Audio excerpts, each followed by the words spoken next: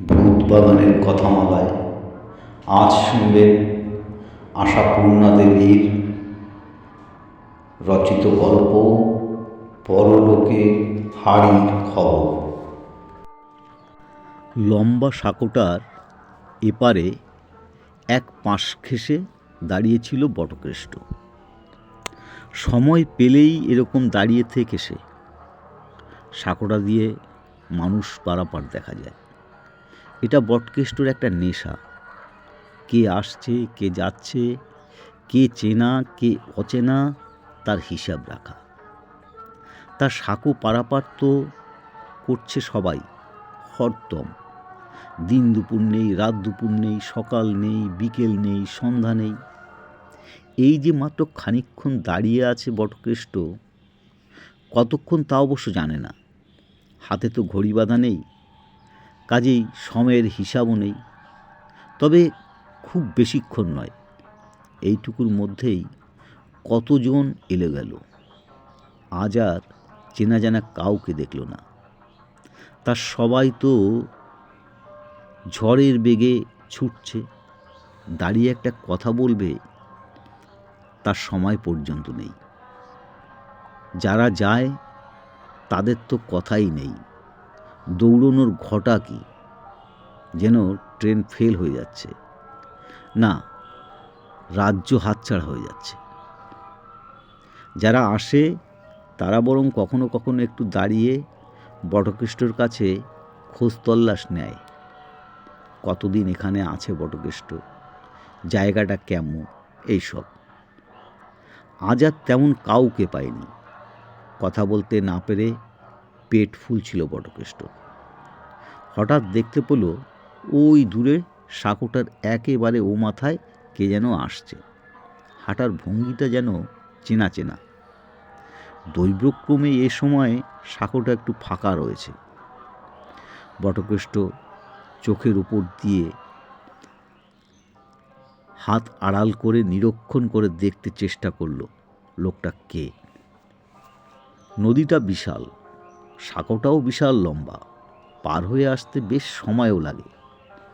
ধৈর্য ধরে থাকতে থাকতেই লোকটা কাছাকাছি এসে গেল। চিনতে পারল বটকেষ্ট, আর চিনেই চমকে গেল। গজগোবিন্দ না? ওনা মিলিটারি চাকরি নিয়ে জলন্ধরে না কোথায় চলে গিয়েছিল। তাগড়া জোয়ান চেহারা, এক কথাতেই চাকরি হয়ে গিয়েছিল। অবশ্য যুদ্ধ করার চাকরি নয়, গজগোবিন্দ হচ্ছে ডাক্তার, সেই চাকরি পেয়েছিল মিলিটারিতে। তা এক্ষুনি চলে এলো মানে? ভাবতে ভাবতেই লোকটা মানে গজগোবিন্দ একদম সামনে এসে গেল আর চেঁচিয়ে উঠল, কে বেটা না? বটকেষ্ট শিউরে উঠল। চমকালো খানিকটা আহ্লাদে, খানিকটা দুঃখে। বলল, তুইও চলে এলি? তা তো এলুম, জমের মুখে থাকা তো। কিন্তু তুই কবে? সেই তো উল্টো রাতের দিন। তুই দেশে না থাকতেই আমার এই বিপত্তি। তোর ওষুধ এক দাগ পড়লেই ঠিক সেরে উঠতুম। গজগোবিন্দ বলে উঠল, হয়েছিল কি? আর বলিস কেন, ওই উল্টো রথের মেলা দেখতে গিয়ে খানাস্টেক পাঁপড় ভাজা আর 2 কুড়ি মাত্র বেগুনি ফুলুরি খেয়েছিল। ব্যাস হয়ে গেল। বেটা নিঘাত কেরোসিনে পাঁপড় ভেজেছিল। গজগোবিন্দ হো হো করে হেসে উঠল। তুই দেখছি একই রকম রয়ে গেলি। মেলার বাজারের ভাজা পোড়া দেখলে তোর আর কাণ্ডজ্ঞান থাকে না। হাসতে হাসতে আহ্লাদের চোটে গজগোবিন্দ ভীমের গদার মতন দুখানা হাত মেলে জড়িয়ে ধরল বটকেষ্টকে। সঙ্গে সঙ্গে বটকেষ্ট তার লিকলিকে হাত দুটো বাড়িয়ে জাপটে ধরল গজুকে। তা ফল দুজনেরই এক হলো। খুশ করে একটা হাওয়া খেলে গেল দুজনের মধ্যে। দুজনই তো একটু হালকা একটু হাওয়ায় জাপটে ধরেছে। সাঁকো দিয়ে হুড়মুড়িয়ে কতগুলো লোক চলে এলো। বটকেষ্ট আর গজগোবিন্দ ওপর দিয়ে বয়ে গেল। ধাক্কা অবশ্যই লাগলো না, তবে একটা ডিস্টার্বনেস তো বটে। বটকেষ্ট বলল, চ গজু, আমার ওখানে একদম নিরিবিলিতে। গজগোবিন্দ তাজ্জব হয়ে বলল, হ্যাঁ, এখানে তোর নিজস্ব বাড়ি টাড়ি আছে নাকি? বটকেষ্ট একটু রহস্যময় হাসি এসে বলল, আছে বললে আছে, নেই বললে নেই। তো নিরিবিলিটা আছে। নবকেষ্টর মা তো সেখানেই, পৃথিবীর বাড়িতে। গজগোবিন্দ একটু দুঃখিত হয়ে বলল, ও তাই তো। আহা, তুই আসার আগে খুব কান্নাকাটি করলো তোর গিন্নি। তা করেছিল। শুনতে শুনতে চলে এসেছি। বহু দূর অবধি সেই চেঁচানির আওয়াজ কানে এসেছে। দুজনে আসতে লাগলো। তবে হাঁটার কষ্ট তো আর নেই। হাওয়ায় ভাষার ব্যাপার। অনেকখানি দূরে চলে এসেছে বটকেষ্ট আর গজু। বটকেষ্ট বলল, আয়। গজগোবিন্দ অবাক হয়ে বলল, এই বাড়িটা আগে দেখেছি মনে হচ্ছে। তা হতেই পারে। এটা আমার বর্ধমানের দেশের বাড়িটার প্যাটার্নের। এখানে যারা ভদ্র হয়ে কাটিয়ে এসেছে তাদেরকে এমনটা দেয়া হয়, গুড কন্ট্রাক্টের প্রাইজ আর কি। কিছু গাছপালার পাশ দিয়ে দরজায় চলে এলো বটকেষ্টের বন্ধুকে নিয়ে। গজগোবিন্দ কলেজে পাঠকালে একবার বটকেষ্টর দেশের বাড়িতে গিয়েছিল। এখন দেখে অবাক হয়ে গেল। ঠিক যেমন দেখেছিল সেই রকম ব্যবস্থা। উঠোনে কুয়োয় কপিকল লাগানো, পাশে ঘটি বালতি, দাওয়ার ধারে একখানা বড় চৌকি আর খান 2-3 জল চৌকি পাতা, অর্থাৎ একটা ড্রয়িং রুম। বটকেষ্ট বলল, হাত মুখ ধুবি? গজগোবিন্দ বলল, না, আসার আগে এইসা চান করিয়েছি, সত্যি হয়ে গেছে। বসি, আয়। চৌকিটায় বসলো দুজনে। বটকেষ্ট বলল, খাবি কিছু? গজগোবিন্দ বলল, তা পেলে মন্দ হয় না। কি খাবি বল? কি আছে তোর? কিচ্ছু নেই, আবার সব আছে, যা চাইবি পেয়ে যাবি। গজগোবিন্দ জোশ হয়ে বসে বলল, ব্যাপারটা কিরকম বলতো? ব্যাপারটা এই, যা চাই মনে করবি সামনে এসে যাবে। তবে একটু দুঃখ দুঃখ আর মজা মজা হাসি করে হাসলো বটকেষ্ট। কি হলো রে বেটা, তবে বলে হাসলি যে? বটকেষ্ট বলল, হাসছি এই জন্যে, খেলে তুই টের পাবি না খাচ্ছিস। খেলি হ্যাঁ, সেই তো, এই যে তখন তোতে আমাতে কোলাকুলি হলো, হাতে বুকে টের পেয়েছিল কিছু? গজগোবিন্দ আস্তে মাথা নাড়ল। হ্যাঁ, ঠিক সেই রকমই, দেখ হাতে হাতেই। তা তুই তো মিষ্টির জম ছিলি, মিষ্টিরই অর্ডার দেই। তাই দে। বটকেষ্ট হাতটা একবার উঁচু করে হাতছানি দেওয়ার মতো ভঙ্গিতে বলল, এই যে শুনছেন, বড় এক থালা নবীনের রসগোল্লা, গাঙ্গুরামের চমচম, গিরিশের কড়া পাক কল্পতরুর অমৃতি আর তিতু ময়রার রসমালাই পাঠিয়ে দিন তো। বেশ বড় সাইজের থালা নেবেন, আর সব জিনিস 4টে দেবেন। গজ বলল, ইয়ে বটা, চিত্রকূট হবে না? আমাদের ঝামাপুকুর লেনের মোড়ে হলধরের দোকানে যে পেল্লাই সাইজের চিত্রকূট বানাতো, অবশ্যই দামটা একটু বেশি, বোধহয় 2 টাকা করে। তবে কি ফার্স্ট ক্লাস? দামের জন্য ভাবতে হবে না। গলাটা একটু চড়িয়ে বটকেষ্ট বলল, ঝামাপুকুর লেনের হলধরের দোকানে চিত্রকূট চারখানা। গজগোবিন্দ বলল, সবই চারখানা করে বলছিস, তুই খাবি না? আমার মিষ্টি খাওয়া বারণ জানিস না, ডায়াবেটিস। গজ অবাক হয়ে বলল, এখনো এখানে এসেও সেসব? থাকবে না, জানিস না, স্বভাব যায় না মোলে। বাহ, এটা কি স্বভাব? এ তো রোগ। ওই দুই এক, দেখিস এই রোগ নিয়েই আবার জন্মাতে হবে। ধুৎ, ধত মানে দেখিস নি, কেউ কেউ জন্মে পেট রোগা, কেউ কেউ জন্মের থেকেই লোহাকে হজম করে, কারুর বা জন্মকাল থেকেই 12 মাস কান কটকট, মাথা ঝনঝন, সর্দি, কারোর ওসবের বালাই নেই। মানেটা কি? মানে বলবার আগেই চোখের সামনে চৌকির উপর এসে পড়ল বৃহৎ একখানা খাগড়াই কাঁসার থালা, তাতে পরিপাটি করে সাজানো অর্ডারি মালগুলি। গজগোবিন্দর চোখ উজ্জ্বল হয়ে উঠল, বলল, কতকাল যে এসব জিনিস চোখে দেখিনি রে। মিলিটারিতে তো রুটি আর মাংস, ডাল আর চাপাটি ছাড়া আর কিচ্ছুটি নেই।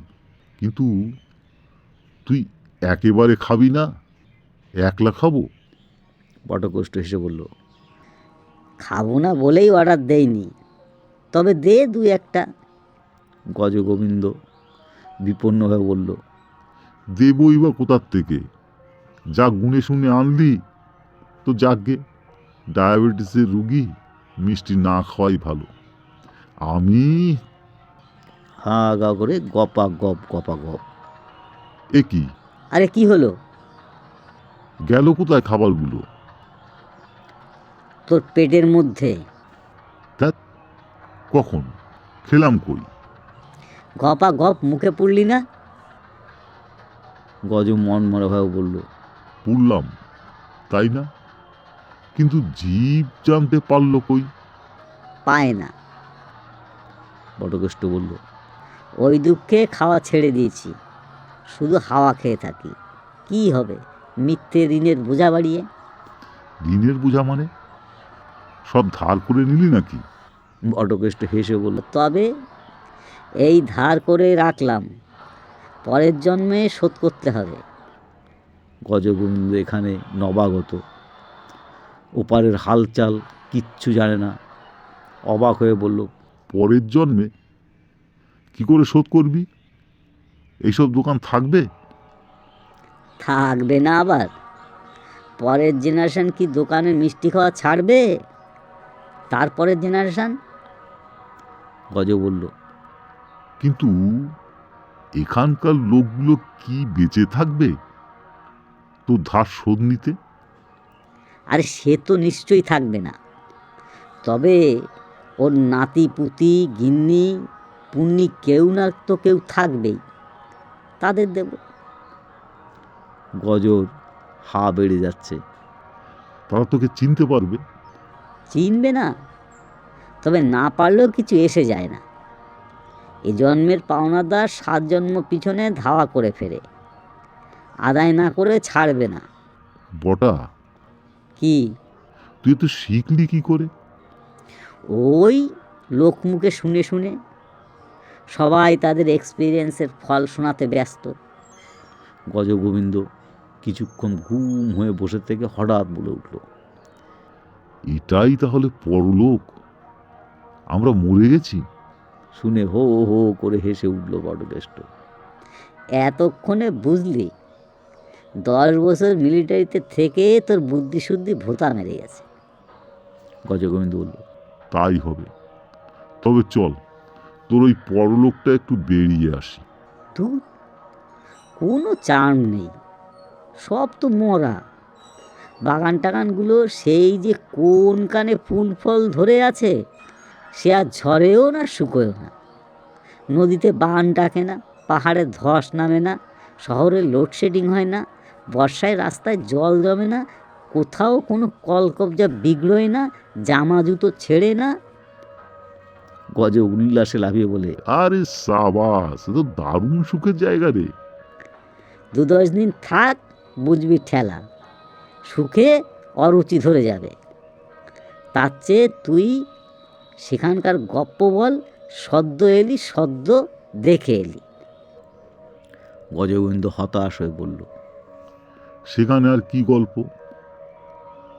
মরেছি তার টের পেয়েছি। কোথায় কোনখানে একটা বোমা পড়লো, ধারের কাছেই নয়। শব্দে বুকটা কেমন ধড়পড়িয়ে উঠল। জ্ঞান হারিয়ে গেল। কে জানে কতক্ষণ অজ্ঞায় ছিলাম।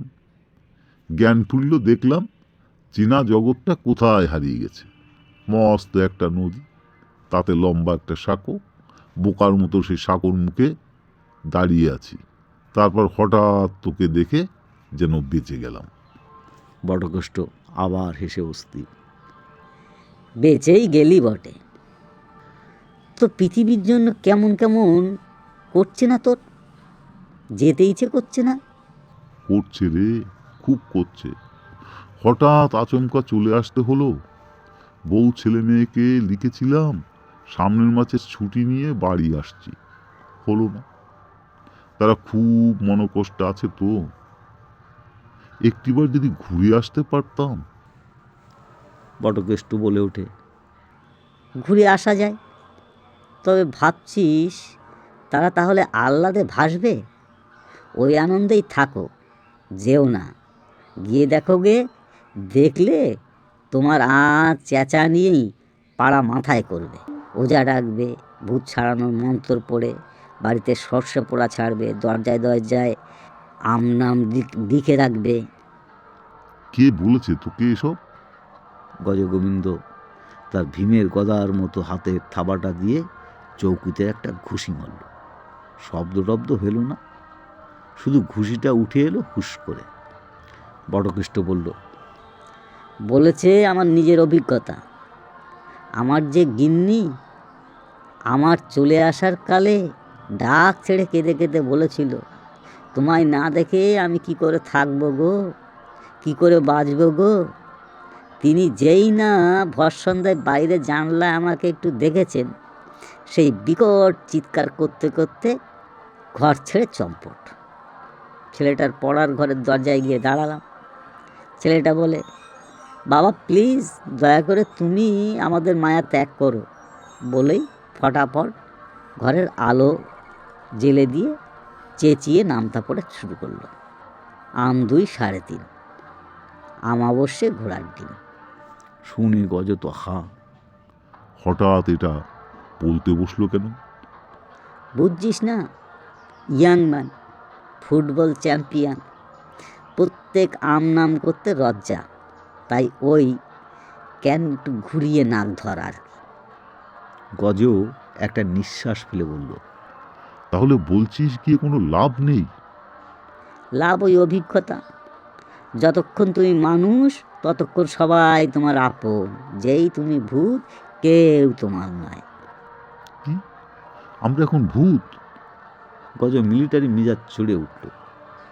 বটকেষ্ট বলল, ভূত বলতে দুঃখ হয়, বলতে পারিস প্রেতাত্মা।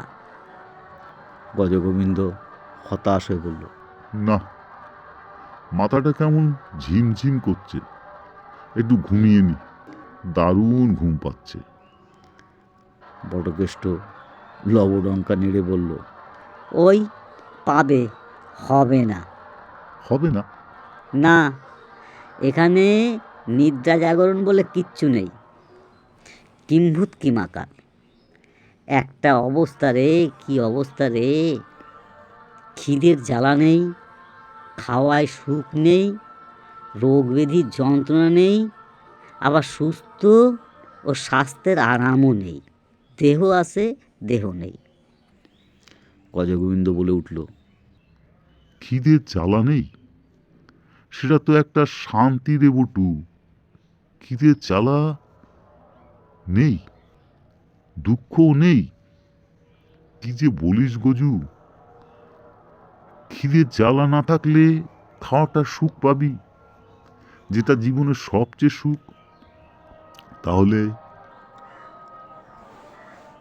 তাহলে বলে কিছু বলতে যাচ্ছিল গজু। হঠাৎ একটা কেলে কুচ্ছিত খ্যাক শিয়াল মুখো লোক এসে দাঁত খিচিয়ে বলে উঠল, এই যে গজগোবিন্দ ডাক্তারকে। এই তো। নিজের বুকে হাত চাপড়ালো গজ, মানে ডাবালো, হাতটা চাপড়েছে। লোকটা বলল, তা এসেছো কতক্ষণ? এতক্ষণ ফ্রেন্ডের সঙ্গে আড্ডা মারা হচ্ছে যে, ডিউটি দিতে হবে না? ডিউটি? গজ মিলিটারি চড়ে উঠে বলল, এখানে আবার ডিউটি কিসের? ডিউটি নেই? ওরে আমার চাঁদুরে, গভর্নমেন্টের রাজত্বে বাস করবে, ডিউটি দিতে হবে না? গজ ছিল। বটা ঠিক? বটকেষ্ট বলল, খুব ঠিক রে ভাই। তো কাজটা কি? লোকটা বলল, কি তা গিয়েই দেখতে পাবে। পৃথিবীতে যা যা করেছো করতো, এখানেও তাই করতে হবে। ধোবাকে রাত দিন ধোয়ার পাটে কাপড় কাচতে হবে। নাপ থেকে রাত দিন লোকের গোপদাড়ি চাচতে হবে। কুমোরকে রাত দিন চাক ঘোরাতে হবে। কলুকে রাত দিন ঘানি ঘোরাতে হবে। কামারকে রাত দিন লোহা পেটাতে হবে। ছুতোরকে। বুঝলাম। গজগোবিন্দ বলে উঠল, আর আমাকে? তোমাকে? লোকটা মিচকে হাসি দিয়ে বলল, তোমায় দিনভর রোগীর নাড়ি টিপে বেড়াতে হবে। তো এখানে তো রোগ ব্যাধি নেই শুনলাম। নাই বা থাকলো, তা বলে ডিউটি ফাঁকি দেবে নাকি? বলে ভূতের ব্যাগার খাটা বলে একটা কথা শোনোনি? ভূত খাটুনি। এই যে তোমার বন্ধুবাবু, রেল কোম্পানির মালবাবু ছিলেন না? তা ওনার ডিউটি রাত দিন মাল ওজন আর হিসেব রাখা। তবে লোকটা মহা ফাঁকিবাজ। একদণ্ড কাজ ছেড়ে ওই নদীর ধারে গিয়ে বসে থাকে। ও, ওখান দিয়ে এলাম। বিশাল নদী। তো নদীটার নাম কি হে? লোকটা নিজের কপাল চাপড়ে বলল, হায় কপাল, তাও বোঝনি? বেশি পণ্ডিতদের এই হয়। বৈতরণী গো, বৈতরণী। হ্যাঁ? গজে যেন নতুন করে একটু শখ খেলো। বৈতরণী পার হয়ে চলে এসেছি? তার মানে সত্যিই মারা গেছি? সত্যি ভূত হয়ে গেছি? লোকটা হ্যাঁ হ্যাঁ করে হাসতে হাসতে গজকে ধাক্কা দেবে। চল চল, প্রথমে স্বরূপ ঘরে গেলেই দেখা হবে, চল, তখন টের পাবি। গজগোবিন্দ মুখ ফিরে বলল, স্বরূপ ঘর? কি রে বটা, কি হয় সেখানে? বটকেষ্ট হঠাৎ মিচকি হেসে বলল, ওই যে ওই হয়। করে ছুট মারল গজগোবিন্দ। স্বরূপ ঘরে ধোলাইয়ের পরে কি হয়? আসল চেহারাটা হয়। মুলো মুলো দাঁত, কুলো কুলো কান, উল্টো উল্টো পা, জটা জটা চুল আর কেলে কম্বলে গায়ের রং। ধোলাই একবার হতেই হবে, মেকআপটাও নিতেই হবে, তবে সেটা প্রকাশ করা তোমার ইচ্ছে সাপেক্ষ। গল্পের পরবর্তী অংশ শুনতে চ্যানেলটিকে সাবস্ক্রাইব করে রাখুন।